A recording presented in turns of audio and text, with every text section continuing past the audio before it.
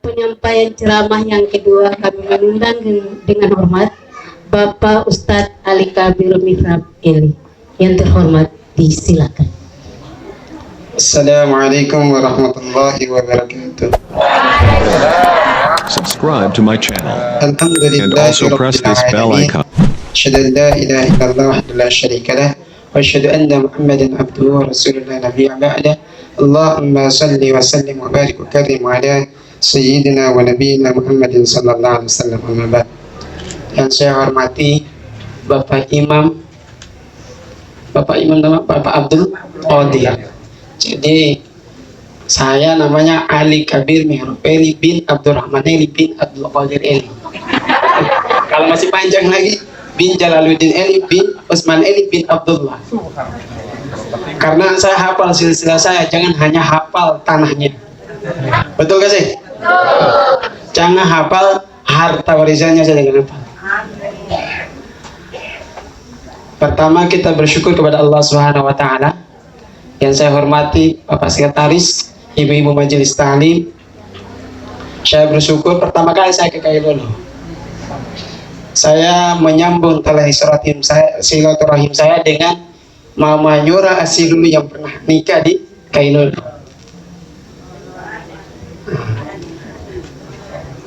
Bapak Raja Eli, orang Asilulu, pernah menikah di Kailolo. Kemudian saya silaturahim dengan nenek saya Bunga Raya Hena Ulu, punya anak cucu. Kemudian saya silaturahim dengan keluarga saya yang ada menikah di sini. Tadi saya ketemu satu di samping makam. Saya mohon maaf, saya orang Asilulu, tapi tampaknya nggak kayak orang Asilulu. Yang kedua, salawat dan salam kita haturkan kepada junjungan Nabi kita besar Muhammad sallallahu alaihi wasallam. Kenapa? Karena Nabi darahnya mengalir. Malaikat pun menawarkan gunung untuk orang Taif. Wahai Nabi, nih gunung, tinggal saya tumpahkan saja. Karena menyakiti Nabi. Tapi Nabi menyampaikan pada para malaikat, jangan. Siapa tahu nanti mungkin dari anak cucunya ada yang beriman. Ini kasih sayang Nabi yang luar biasa. Ibu-ibu rahimakumullah, karena saya dikasih bagian, saya bawa kitab Mau'izatul Usfuriyah. Saya baca satu hadis saja. Man adkhala ala qalbin akhihi muslim far'an wa sururan fi darid dunya khalaqallahu ta'ala min dhalika malakan yadfa'u anhu al-afat fa idza kana yawmul qiyamah ja'a ma'ahu qariban فإذا مر به أول يفزعه قال لا تخف فيقول من أنت فيقول أنا الفرح والسرور الذي أدخلته على أخيك المسلم في الدار الدنيا. Paham? Paham gak sih? Belum. Man adkhala ala qalbi akhihi muslim. Barang siapa man itu isim mausul. Siapa saja, tua, muda, sudah menikah, belum menikah, tidak dipandang marganya, asalkan beriman kepada Allah dan Rasul. Fa inna akramakum indallahi atqakum. Orang yang paling mulia di sisi Allah orang yang bertakwa. Barang siapa adkhala ala qalbi akhi fil muslim, membuat sesuatu yang menyebabkan hati orang yang beriman ini senang saja. Far'an wa sururan, bahagia. Ibaratnya antara muhajirin dengan ansor, Mekah dengan Madinah, kami dari Pulau Ambon dengan Pulau Haruku. Yang datang senang, yang sambut pun senang. Berarti Masya Allah, luar biasa. Fid daril dunya khalaqallahu ta'ala min dzalika malakan.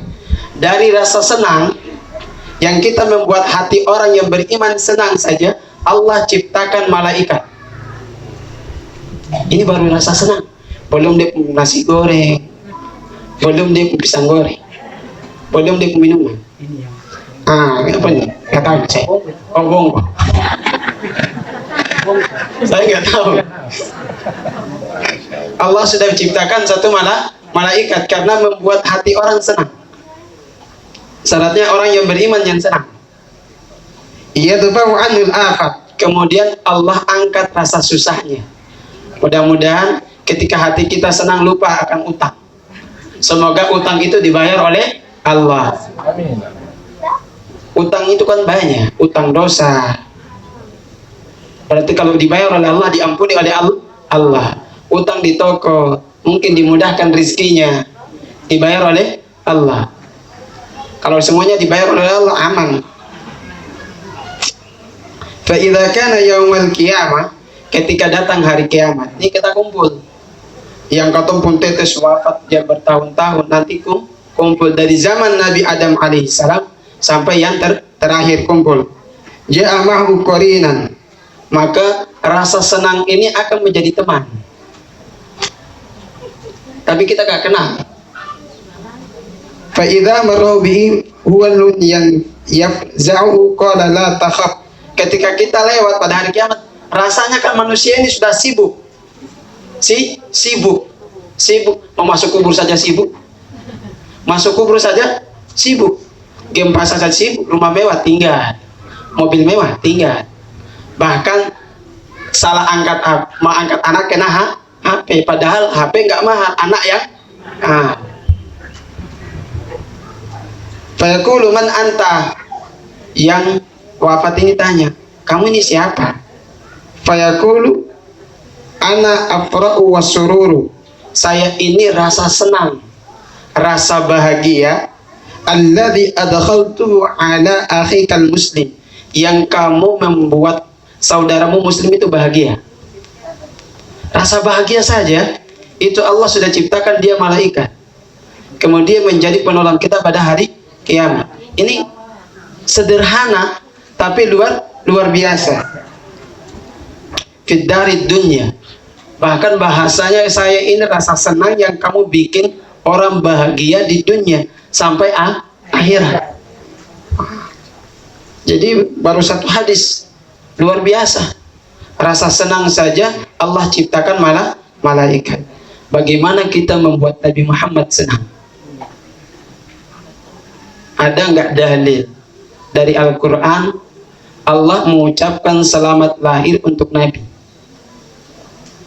Surat Maryam ayat 15 sama ayat 33. Kata Allah Subhanahu wa taala, "Wassalamun alaihi yauma wulida wa yauma yamutu wa yauma yub'atsu hayya." Allah ucapkan selamat pada Nabi Yahya. Nabi Yahya putranya Nabi Zakaria alaihi salam. Selamat kepada Nabi Yahya kapan? Yauma wulida, di mana hari Nabi Yahya dilahirkan. Berarti bid'ah enggak sih? Ini ada dalilnya. Jangan sampai kata cuma baca tapi sentuh makna. Wa yauma yamutu, dan Allah ucapkan selamat pada hari wafatnya. Hari lahir, hari wafat. Wa yauma yub'atsu hayya, hari dibangkitkan. Berarti nanti kata sama-sama bangkit. Allah ucapkan apa? Wassalamun alaihi. Sedangkan ayat 33 itu Nabi Isa alaihi salam berdoa kepada Allah Subhanahu wa taala. Wassalamun alaihi, semoga keselamatan bagi saya. Yauma wulidtu, hari di mana saya dilahirkan. Siapa ibunya? Ibu Maryam. Punya bapak namanya Imran. Wa yauma ub'atsu wa yauma amutu, dan hari saya diwafatkan. Awas, Nabi Isa ini belum wafat. Kalau baca berjanji itu ada, ketemu di Bajanji Nasar itu ada Nabi Muhammad ketika Isra Mi'raj bertemu dengan Nabi Isa. Jangan sekedar baca berjanji. Yang baca berjanji harus sholat, karena yang tulis berjanji itu sholat. Yang diceritakan oleh berjanji orang yang sholat. Jelas? Nah, kalau ibunya sholat, anaknya harus. Kalau ibu bawa HP waktu sholat, anak lebih mahal daripada HP. Berarti ibu harus gendong anak waktu sholat. Kan ada pempes. Ya toh? Kalau zaman Nabi nggak ada pempes. Ibu-ibu sholat ketika zaman Nabi, anaknya kencing sudah selesai batal. Tapi zaman sekarang, kalau dulu kan masih loher, repot. Sekarang pempes. Masya Allah. Dimudahkan oleh Allah Subhanahu wa Ta'ala. Wa yauma ub'atsu hayya, hari ini akan dibangkitkan. Nanti Nabi Isa diturunkan mengikuti syariatnya Nabi Muhammad. Luar biasa. Ada kata-kata Nabi Muhammad yang lebih mahal daripada hartanya korun. Korun kaya sih? Kaya, lebih kaya daripada orang Indonesia. Tapi ini kata Nabi Muhammad ini luar biasa, lebih indah dari kerajaannya Firaun. Kata Nabi, tuba liman ro'ani wa amanabi. Sungguh beruntung, bukan hanya milik pengantin baru, pengantin lama punya. Beruntung bagi orang yang bertemu dengan saya tapi beriman kepada saya. Karena ada Abu Lahab, ada Abu Jahal bertemu Nabi tapi tidak beriman kepada Nabi. Jelas? Masih keluarga Nabi tapi tidak beriman, maka Nabi katakan tidak beruntung. Tsumma tuba liman wa amana bi lam yarani, atau lam yarani wa amana bi 70 marrah. Tapi sungguh beruntung orang yang tidak pernah berjumpa denganku, dalam tidur saja pernah, mimpi saja tidak pernah, apalagi bertemu. Hidup sudah jauh, tapi ketika dia beriman, maka kata Nabi, sungguh beruntung. Beruntungnya bukan sekali, tapi tujuh kali. Maka kita ini semua orang yang beruntung, dapat kunci surga dari Nabi. Apa? Iman. Iman. Cukup Ibu? Cukup? Cukup. Jangan lama-lama. Jadi pesan saya, ibu punya anak dalam kandungan, ibu jaga. Setelah lahir ibu jaga, setelah dewasa ibu jaga, sampai menikah ibu jaga. Pertanyaan saya, harta yang ibu habiskan selesai, tapi anak S1 bisa sholat ke sini. Dia S1, dibilang S1 berarti pintar, tapi jangan sampai dia nggak bisa mengaji. Uang su habis, bapak semua takbir dalam kubur, tapi anak tak tahu mengaji. Jangan tak tahu mengaji, yang sering saya lihat itu ayahnya sebagai jenazah, anaknya sebagai penonton di luar. Bukan jadi makmum, bukan jadi imam jenazah. Kalau anak yang hebat satu, dia bisa imami ayahnya ketika wafat atau ibunya, atau dia jadi makmum. Jangan sampai pangkat tinggi, jabatan tinggi, jadi penonton di luar. Malu. Malu. Kalau bagi saya seperti itu. Karena cita-cita saya jadi imam ibu saya. Karena hanya kalau anak itu habiskan harta dari sekian banyak puluhan, tapi tidak pernah bisa jadi imam buat bapak. Aduh, kasihan. Kasihan. Atau tidak bisa jadi imam buat ibu. Ya Allah, ini ada model apa? Apalagi kalau sudah terima togel, dapat uang banyak, baru bilang alhamdulillahi rabbil. Penyakit sekarang ini penyakit togel. Penyakit ibu-ibu dan supa. Itu saja dari saya.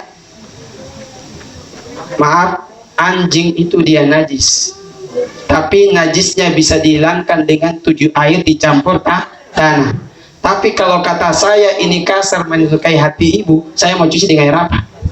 Mau cuci dengan rinso saya bisa, baik clean saya bisa. Jadi saya cuma ucapkan mohon maaf yang sebesar-besarnya. Undur makila wala tandur man qala. Lihatlah apa yang disampaikan. Jika benar itu datang dari Allah, jika salah itu datang dari saya. Tapi wala tandur man qala, tapi jangan lihat siapa yang menyampaikan. Mungkin kita baru bertemu, baru berjumpa. Mungkin saya lebih muda, jadi saya mohon maaf yang sebesar-besarnya. Akhirul kalam, wassalamualaikum warahmatullahi wabarakatuh.